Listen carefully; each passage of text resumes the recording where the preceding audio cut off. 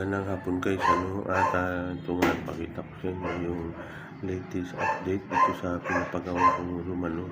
Bali ngayon guys, ngayong araw ay na-install na rin yung window,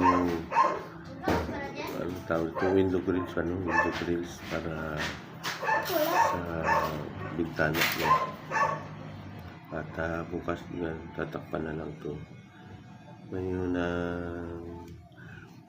ginawa ng mga tao guys ay nagpalitada sa loob, pwede na pinakinisan yung walls para mapinturahan.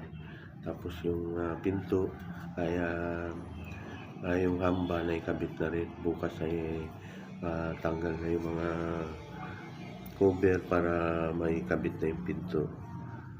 So yan guys, siguro mga 2 to 3 days tapos na to. May pwede na lipatan. Bali ang kulang na lang nito yung pinto, yung bintana at saka yung finishing ng mga sa walls para kuminis, para maganda pag napinturahan siya. Then pag nalagyan na siya ng electrical, yun na guys, pwede na siyang magamit, pwede na yung lipatan. Ang area pala nito guys ay orang sukat ng kwarto ay nasa 12 by 15, so